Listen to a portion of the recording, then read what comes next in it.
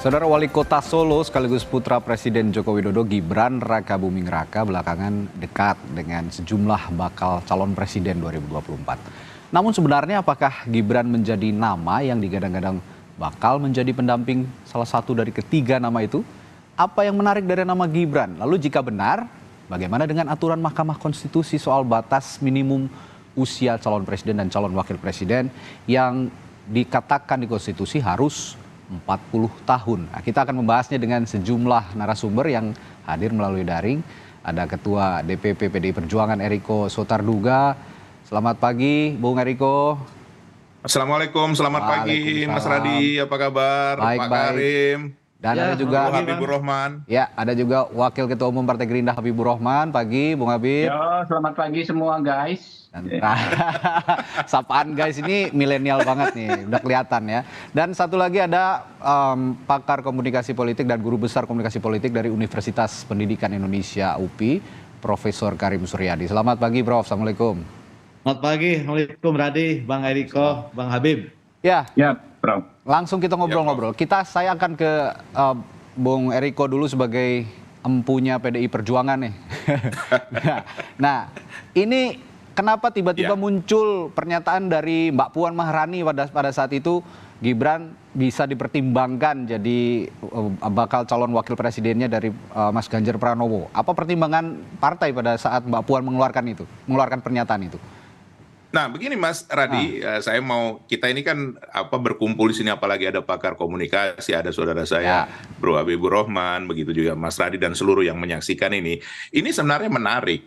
Kenapa? Ini kan sebenarnya sebelum ada dari MK untuk memutuskan bahwa usia calon presiden, wakil presiden itu boleh di bawah 40. Nah, selama ini kami tentunya bersikap bahwa kita mengikuti aturan yang ada. Saya rasa semua kita mensepakati hal itu. Nah, tetapi kan berkembang saat ini bahwa ada kemungkinan, nah ini kan baru kemungkinan bahwa bisa saja ini dipenuhi pengajuan dari judicial review ini untuk di usia di bawah 40 tahun. Dan ini sangat menarik. Nah, sebenarnya Mas Radi, apa yang salah dengan yang disampaikan Mbak Puan? Justru ini mensikapi. Kalau mau dilihat secara jujur sebenarnya Mas Radi, yang paling mungkin bersama Mas Gibran itu siapa? PDI Perjuangan loh Mas Radi. Karena Gibran seorang kader PDIP, begitu maksudnya. Satu. Kedua, beliau sudah jadi wali kota juga dari PDI Perjuangan. Nah, yang ketiga yang saya mau sampaikan, nah yang memungkinkan untuk mencalonkan langsung kan memang PDI Perjuangan. Betul tidak Mas Radi atau kita semua? Nah, katakanlah kalau saya mau menyampaikan di sini, nanti kan bisa saudara saya Bro Habibur Rahman akan menyampaikan juga. Nah, kalau di PDI Perjuangan kan suaranya sudah cukup. Kalau kita mau mendaftarkan nanti misalnya lah, ini berandai-andai atau kalau dalam bahasa terangnya menduga-duga kan begitu kan, keluar dari MK keputusan bahwa calon presiden wakil presiden boleh di bawah 40 tahun. Nah, yang paling memungkinkan siapa Mas Radi? Tentu PDI Perjuangan. Karena ketiga hal itu sudah bisa langsung katakan mendaftarkan. Nah, kalau bagi saudara-saudara kami yang lain dari poros-poros yang lain, tentu kan harus katakan persentasenya dihitung. Apakah sudah pasti mau? Misalnya contohnya dari Gerindra. Apakah yang kalau nanti PKB tidak dicalonkan masih mau bersama-sama? Apakah misalnya katakan Golkar sudah memutuskan bahwa Pak Erlangga harus jadi calon presiden atau wakil presiden? Nah, begitu juga dengan PAN dengan Mas Erick Thohirnya. Nah, jadi apa yang disampaikan Mbak Puan ini sebenarnya menjawab bahwa PDI Perjuangan punya kemungkinan untuk hal itu. Tetapi sekali lagi Mas Radi ini kan mensikapi dari pertanyaan tadi, seandainya kalau dari MK untuk memutuskan di bawah 40 tahun. Artinya kami saat ini tentunya tidak bisa mensikapi secara formal karena memang belum ada keputusan seperti itu. Tapi sekali lagi semua ini harus dibicarakan tentu dengan partai-partai yang mendukung. Dalam hal ini ada P3, ada Perindo, ada juga Hanura. Itulah boleh dikatakan pengalaman di 2019 seperti itu yang dilakukan oleh ketua umum kami. Tapi Bung Eriko, ini kok kayak kalau orang Sunda, Prof Karim juga pasti sering dengar istilah ini ojol-ojol, ujuk-ujuk gitu ya. Sebelumnya 5 nama yang digodokkan dalam bursa calon wakil presiden Ganjar Pranowo ini, tapi tiba-tiba nama Gibran ini muncul. 5 nama ini yang dilihat kita ketahui bersama ya sudah malang melintang di politik dan juga di pemerintahan begitu, ada nama Erick Thohir dan sebagainya. Sedangkan Gibran berkali-kali juga menanggapi saya ini masih prematur begitu. Saya ini masih belum menjadi politisi, belum matang, menjadi kepala daerah juga baru begitu. Nah, ini apakah hanya memang dugaan publik bahwa PDI Perjuangan ini ingin menggait simpati atau dukungan dari Joko Widodo sebagai presiden? Karena Pak Jokowi kan sudah tidak bisa nyapres lagi, sudah 2 periode, tapi pertimbangan dukungan kepada Jokowi ini akan dilimpahkan ke PDI Perjuangan dengan mengusung DNA-nya Pak Jokowi, ya Mas Gibran ini. Gitu, Bung Eriko. Gimana pertimbangan? Begini Mas Radi, ini kan tadi mensikapi apa yang disampaikan oleh pertanyaan oleh Mas Radi, begitu juga Mbak Puan yang disampaikan pada saat doorstop. Nah, ini hal yang menarik sebenarnya Mas Radi. Kalau kami mau mengatakan bahwa kami patut bersyukur, 3-3 ini kan sebenarnya adalah kader PDI Perjuangan. Ya.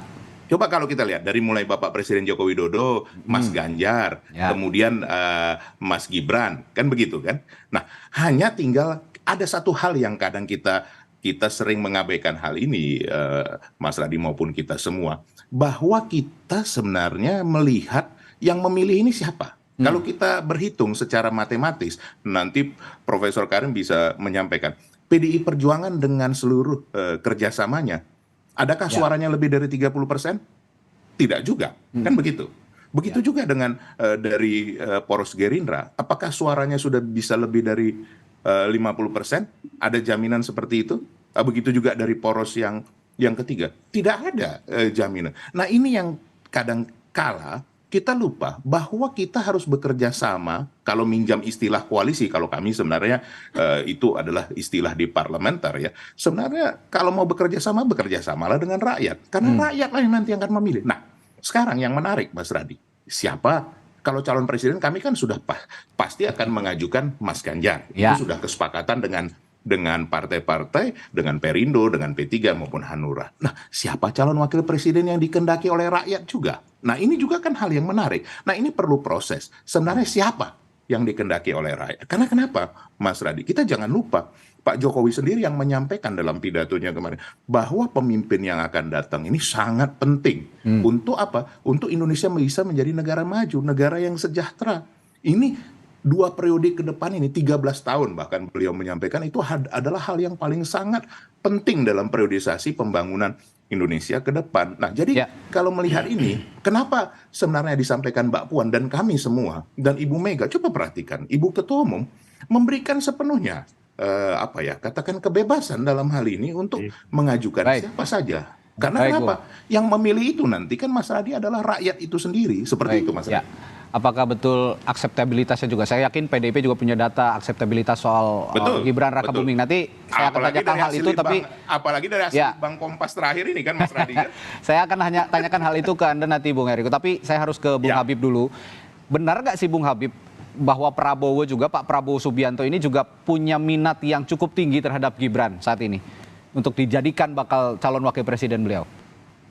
Ya, kami perlu sampaikan dulu bahwa terkait permohonan uji material di Mahkamah Konstitusi soal batas usia tersebut, kami mengajukan diri sebagai pihak terkait. Oke. Terkait itu kalau menurut jangan dipotong. Menurut peraturan Mahkamah Konstitusi adalah pihak yang karena kepeduliannya menyatakan sikap. Nah, kami peduli dengan anak-anak muda ya, agar soal pencalonan ini tidak hanya merujuk pada usia seseorang. Banyak anak muda ya masih usia belum 40 tahun ternyata sudah matang. Begitu juga banyak orang yang sudah lewat 70 tahun tetapi masih energik. Jadi soal usia itu kan urusannya orang per orang, nggak bisa digeneralisir. Nah, lalu bagaimana sosok Mas Gibran di mata kami, di mata Pak Prabowo? Ya, kami sangat menghormati beliau ya. Sangat melihat Pak Gibran adalah sosok perwakilan anak muda yang berprestasi. Beliau memang anak presiden, tetapi ketika melakukan ketika kampanye kemarin, beliau bikin tim sendiri yang melibatkan anak-anak muda juga, gitu kan? Ya. Nah, sehingga beliau terpilih, dan ketika terpilih beliau juga kerjanya maksimal, ya. Kita lihat ada pembangunan yang signifikan di kota Solo. Lalu beliau juga sosok yang sangat humble, tidak mentang-mentang anak presiden sombong dan lain sebagainya, ya. Dan terakhir yang terpenting, Gibran ini orangnya sangat komunikatif di media sosial, ya. Beliau sangat-sangat komunikatif, sehingga dia menjelma menjadi sosok anak muda yang menjadi parameter anak muda saat ini, gitu loh. Ukurannya orang pasti mengacu kalau anak muda gimana, Mas Gibran. Nah, itu dia. Nah, terakhir terkait capres dan cawapres yang akan diajukan oleh Partai Gerindra. Ya. Kami perlu menegaskan bahwa capres dan cawapres itu akan ditentukan oleh Gus Muhaimin, Pak Prabowo, serta para pimpinan, para ketua umum partai-partai koalisi lainnya. Dengan cara apa? Dengan cara musyawarah.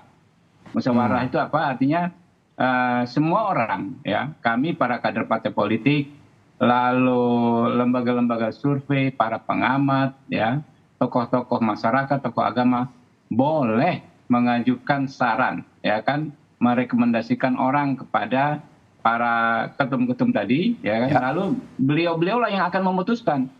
Jadi kalau Anda tanya apakah ada short list, long list, ya kan, tidak ada. Ya, yang ada adalah semua masukan diterima, lalu akan dicermati dan diputuskan dengan cara apa. Nah, ini dia, caranya adalah musyawarah. Jadi tidak ada satu anggota koalisi pun yang akan ditinggal. Semua akan didengar pendapatnya, sehingga ketika ada satu nama cawapres dari Partai Gerindra, dari koalisi yang saat ini ada, itu pastilah nama yang disepakati oleh semua partai politik anggota koalisi.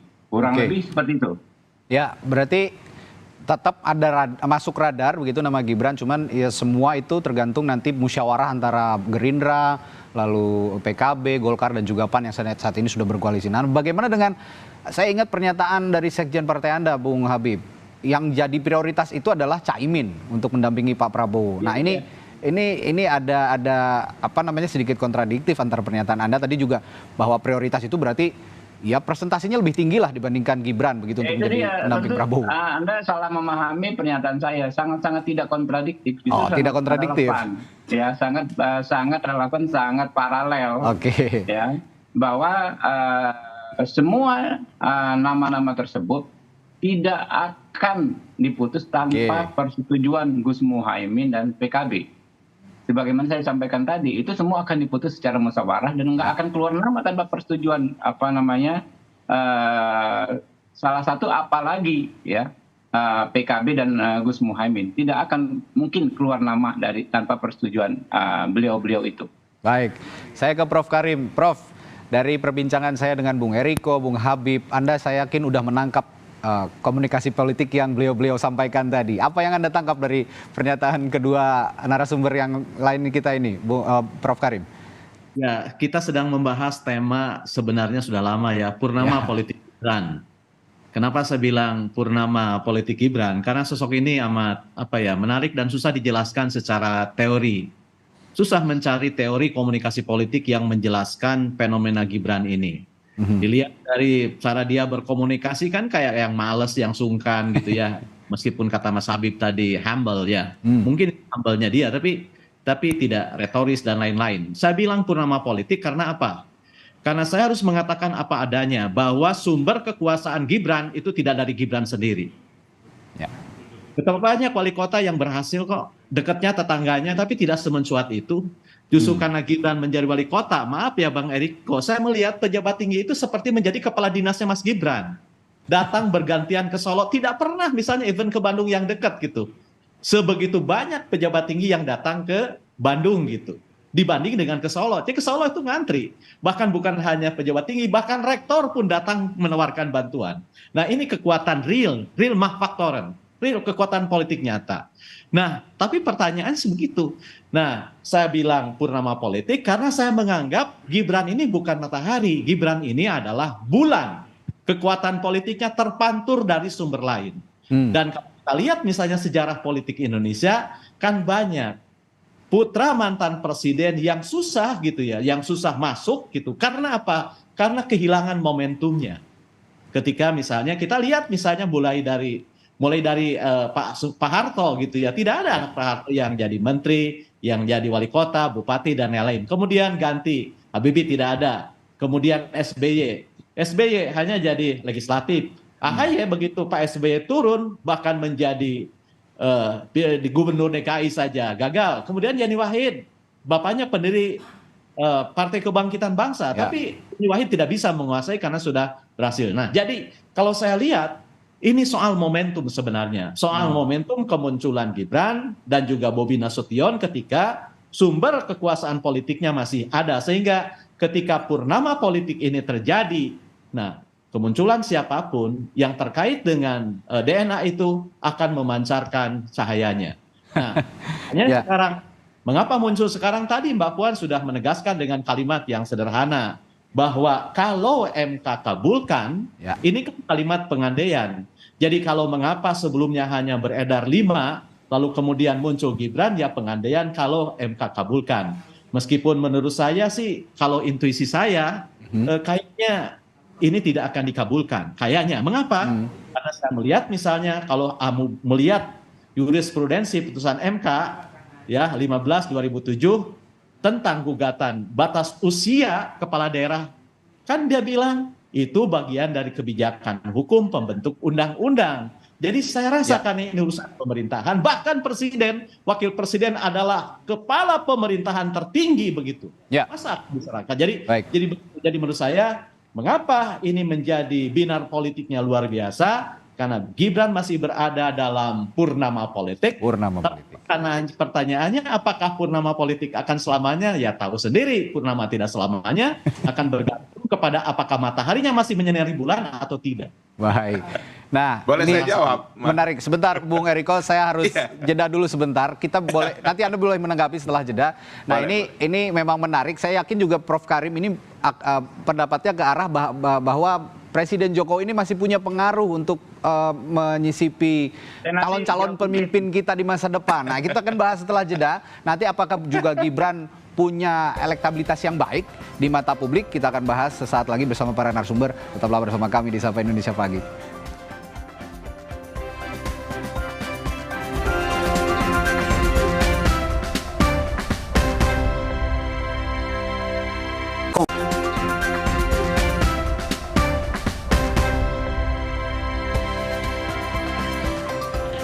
Ya, kembali di Sapa Indonesia Pagi masih dengan 3 narasumber kita. Ada Bung Eriko Sotarduga dari PDI Perjuangan, Bung Habibur Rahman dari Partai Gerindra, dan ada pakar komunikasi politik dari Universitas Pendidikan Indonesia, Profesor Karim Suryadi. Saya tertarik dengan pernyataan Prof Karim tadi, purnama politik. Yang juga sudah gatal untuk mengomentari tadi ada Bung Eriko Sotarduga. Silakan Bung Eriko, soal purnama politik ini apa yang Anda tangkap dari pernyataan Prof Karim? Ya, saya harus jujur Mas Radi, Profesor Karim ini pengamat, pembicara dan juga ahli yang salah satu yang saya kagumi. Beliau ini berani melawan arus. Artinya begini, beliau ini sebenarnya menerapkan prinsip ikan salmon, Mas Radi. Berani melawan arus untuk apa? Untuk menelurkan hasil telur yang terbaik. Betul tidak? Untuk terjadi proses regenerasi. Jadi terima kasih Prof Karim. Saya sebenarnya jujur saja, dan ya saya yakin Mbak Puan juga seperti itu. Artinya begini, situasi sekarang kan hot isu itu terjadi oleh media sendiri, dan sebenarnya Prof Karim, Bro Habibur Rahman, ini Radi juga yang memulai hal ini kan begitu kan, dengan andai-andai ini yang belum diputuskan sudah diandaikan kan begitu. Loh, semua kemungkinan kan bisa terjadi. Nah makanya kenapa jadi headline Kompas TV juga jadi ini, ya wajar saja ini hot issue. Nah, bagi kami tentunya kan kami harus mensikapi hal ini walaupun itu masih berupa berandai-andai. Dan saya sudah sampaikan dari awal tadi, sebenarnya kita kan berjalan mengikuti aturan hukum yang ada, Profesor Karim. Betul tidak? Kan sampai saat ini masih seperti itu. Makanya kenapa Mbak Puan juga menyampaikan ada 5 calon yang kuat. Tapi dengan katakan mengikuti situasi yang berandai-andai ini, ya kita bisa menambahkan apa yang salah dalam hal ini. Dan saya mau mengingatkan di sini, Prof Karim, tidak bisa kita memilih siapa orang tua kita. Tetapi ya memang kita harus berbicara jujur juga. Tidak semua bisa seperti itu. Saya sedikit mau meralat tadi yang disampaikan Prof.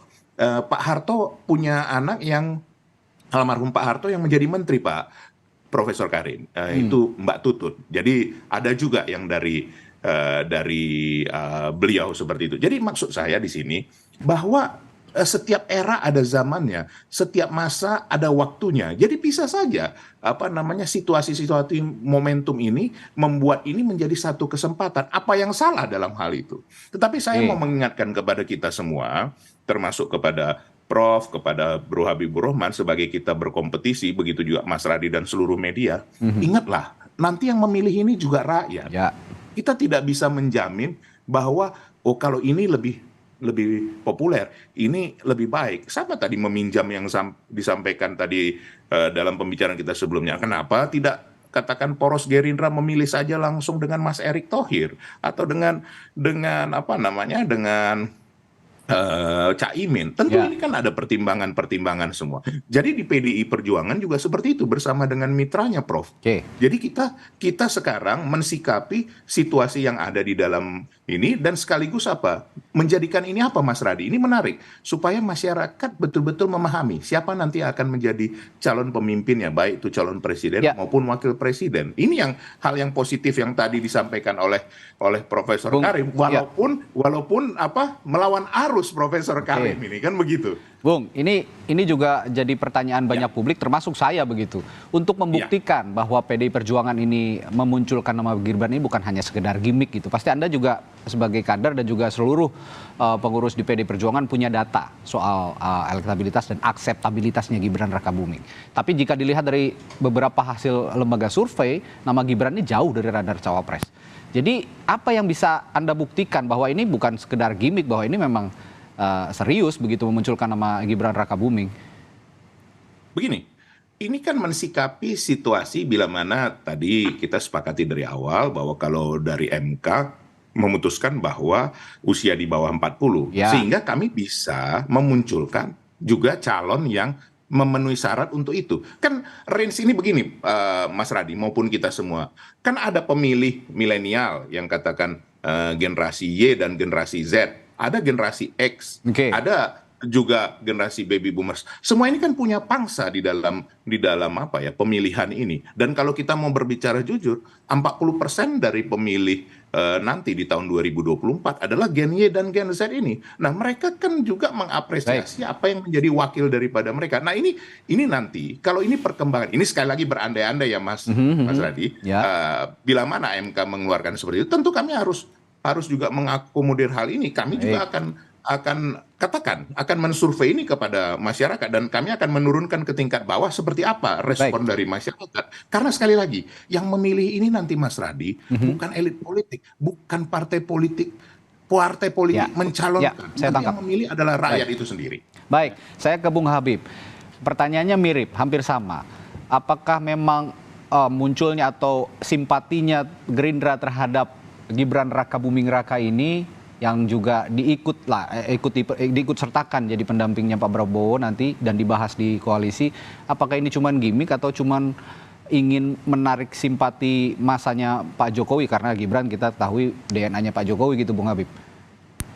Ya, pertama saya perlu tegaskan lagi, saya tidak pernah katakan Pak Mas Gibran dibahas, ya saya tidak tahu siapa yang dibahas, tapi kami semua ya bahkan masyarakat bisa menyampaikan masukan kepada para ketua. Sebagai masukan, baik. Saya mau menanggapi dikit Prof Karim soal Mas Gibran tadi dikatakan karena support dari pemerintah dan lain sebagainya.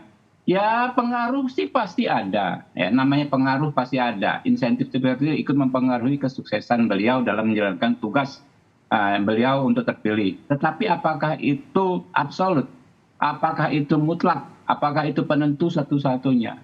Di zaman sekarang tidak lagi menurut saya. Ya, karakter seseorang itu, keberhasilan seseorang itu dipantau oleh publik, gitu kan ya. Bahkan bisa jadi bumerang, ya.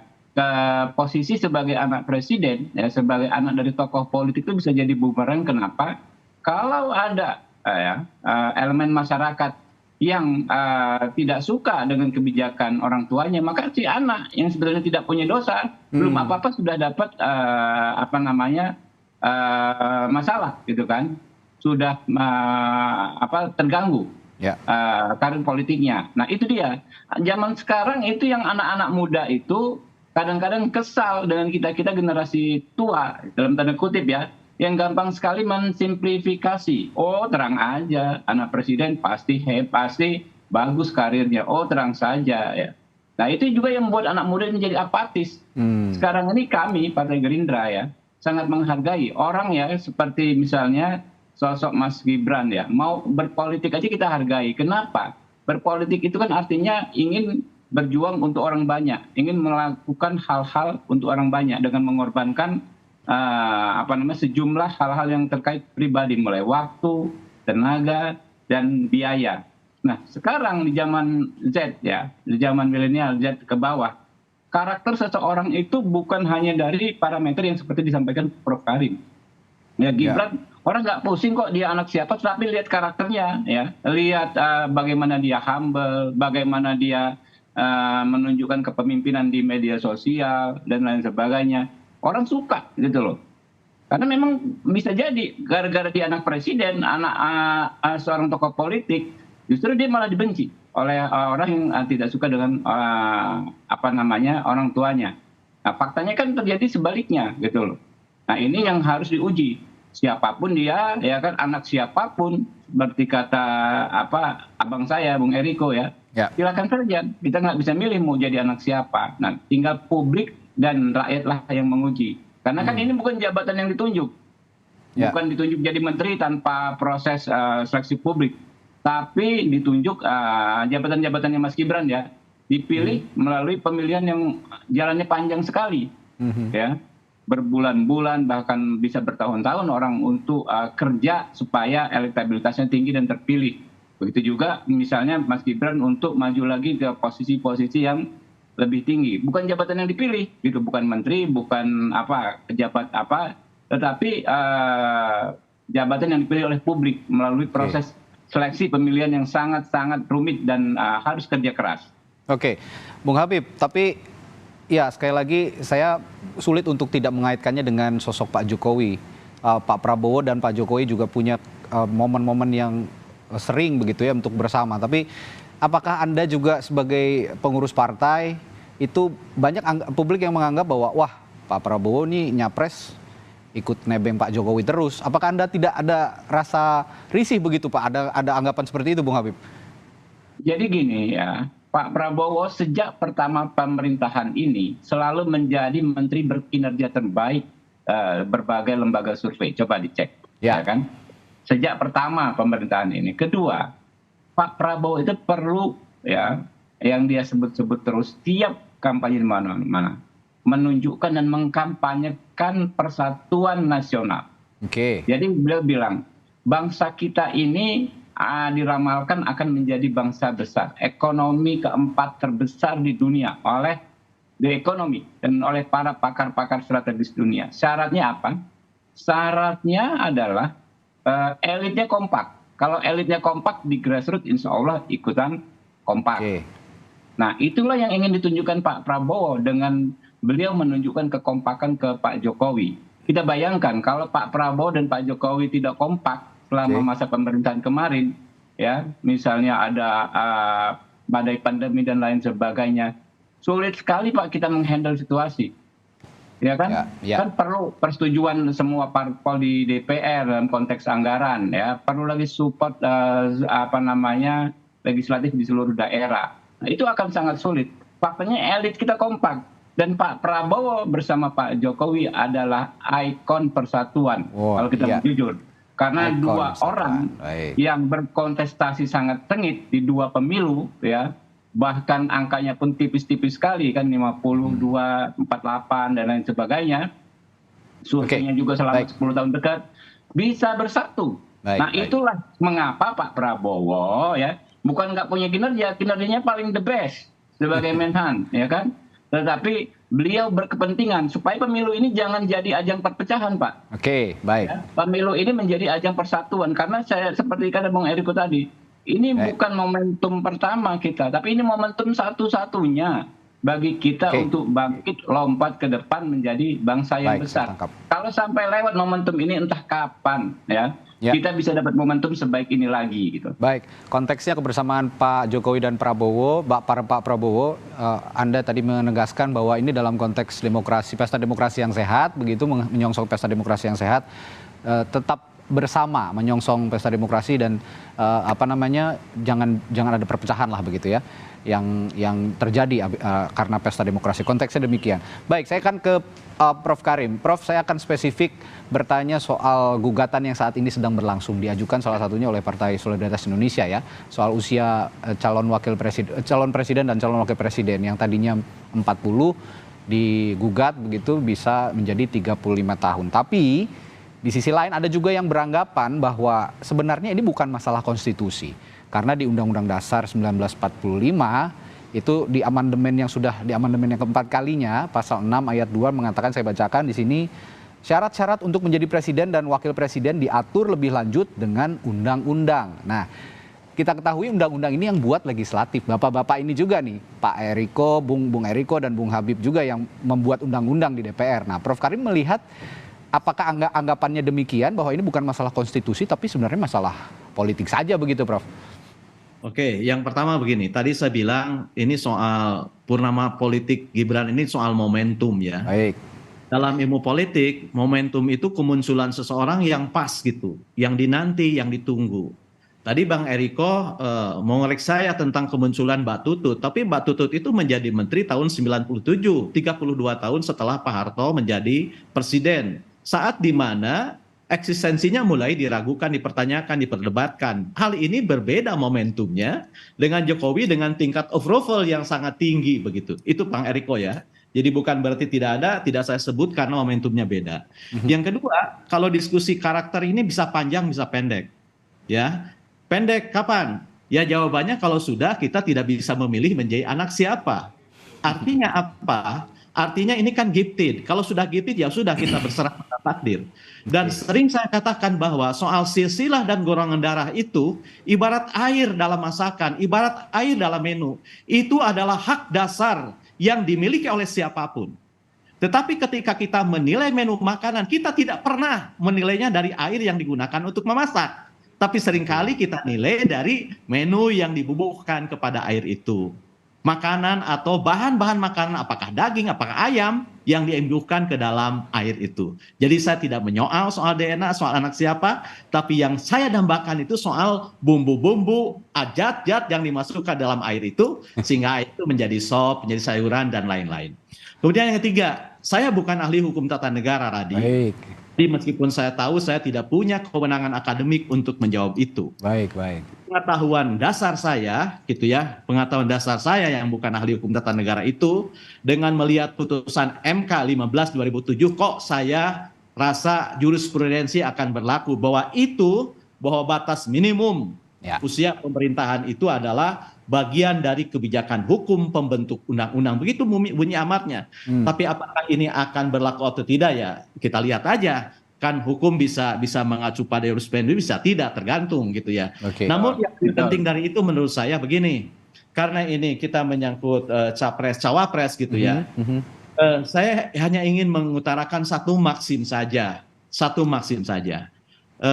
Saya setuju ya, saya sangat suka dengan cara Bang Habib, Bang Eriko dalam menganalisis baik Gibran maupun calon lain. Apa yang saya suka itu? Yang saya suka kedua tokoh yang tampil pagi ini, semuanya menonjolkan keunggulan dan kekuatan. Itu saya suka. Kenapa? Karena kalau kita menganalisis sosok, menganalisis figur dengan memajukan, mengedepankan kebaikan, maka yang terpilih adalah orang-orang yang paling banyak kebaikannya. Sehingga yang tidak terpilih itu bukan berarti jelek, tapi kebaikannya kalah dibandingkan dengan mereka yang menang. Satu sisi. Tapi di sisi lain, saya ingin sampaikan juga salah satu maksim dalam ilmu politik. Jika temanmu terbuat dari madu, atau dilumuri madu, maka jangan kau jilati semuanya. Jadi artinya tetap gitu ya, yang dibutuhkan itu adalah sikap politik, Sebab bedanya sikap politik dan partisan itu, sikap politik itu tetap memiliki daya kritis untuk mengevaluasi. Kalau partisan itu bisa pendek debatnya, Ya. karena Ya, partisan setuju. itu akan berkata, saya akan samina wa atona terhadap figur yang dimajukan itu, karena kecintaannya tidak didasarkan atas analisis gitu ya, tapi disandarkan atas penerimaan atas dasar ya kepentingan, perintah dan lain-lain. Baik. Ya, ini saya terakhir Mas Radi. ya baik, terakhir Mas ke Radi. Bung Eriko dan Bung Habib. Saya Bung Iya. Eriko dulu. Ini ada yang ingin ditanggapi dari Prof. Karim, Ya, silakan. dikit. Baik, dari Ya, Bung Eriko silakan. dulu sedikit saja. Ya, saya setuju dengan apa yang disampaikan oleh Prof. Karim. Tadi saya sudah sampaikan bahwa beliau menyampaikan sesuatu yang tidak biasa dan itu mengingatkan kita semua. Hanya begini, hidup itu pilihan, Prof. Ya. Jadi ada yang memang katakanlah tadi yang disampaikan Prof, katakan ada yang mau mencari muka, mengendorse atau ada apa, sah-sah saja karena tingkat ininya Pak Jokowi itu 81-82%. Kalau kita lihat juga hasil Litbang Kompas, nanti kita bisa bahas di berikutnya supaya diundang lagi nanti sama Mas Radi ini kita kan. Persis itu. Ya, Persis ya, ya. itu pembagiannya. Poros ketiga tinggal 19%, seperti gitu. Nah, kalau kita melihat juga Prof, ada kesempatan, ada momentum, tapi tidak mampu juga, tidak bisa juga. Kebetulan daerah saya, asal saya dari Sumatera Utara, dari Medan, saya melihat bagaimana kepemimpinan saudara Bobi, Adinda Bobi itu juga berjalan lebih baik. Nah, kalau kita juga ke Solo, saya sangat sering ke Solo, Ya. itu memang sangat baik. Terus apa yang keliru dalam hal ini? Yang paling utama adalah apapun proses itu tadi yang disampaikan Prof itu, hasilnya dinikmati oleh rakyat.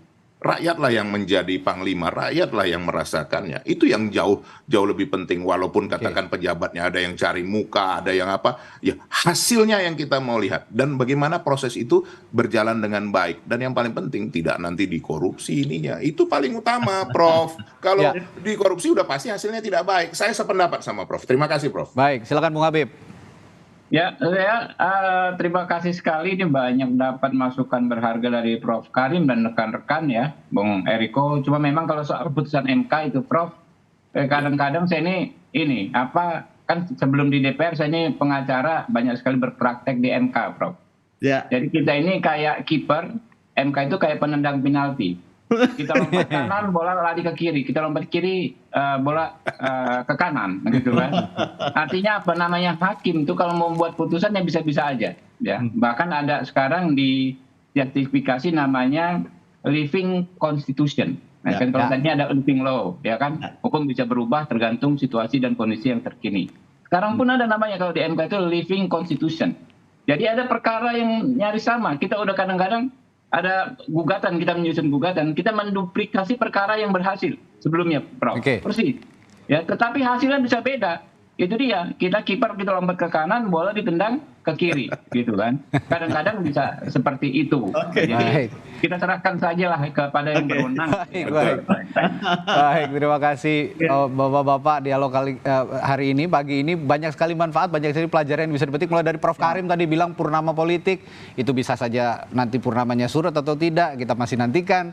Dari Bung Eriko juga katanya mempelajari ikan salmon yang berenang melawan arus untuk menghasilkan yang terbaik, dan Bung Habibur Rahman tadi mengatakan bahwa kebersamaan Pak Jokowi dan Pak Prabowo ini hanya untuk kebersamaan menjelang pesta demokrasi 2024, supaya kita nih ya jangan ribut-ribut lah, damai-damai saja. Politik itu kan hanya untuk mencari pemimpin begitu. Baik, terima kasih Bapak-bapak, luar biasa dialog hari ini. Bang Eriko, Terima kasih Terima kasih, Bung Prof. Eriko Sotarduga, Ketua Mas DPP Radi. PDI Perjuangan, Wakil Ketua Umum Partai Gerindra Habibur Rahman, dan Profesor Karim Suryadi dari Pengamat Komunikasi Politik Universitas Pendidikan Indonesia.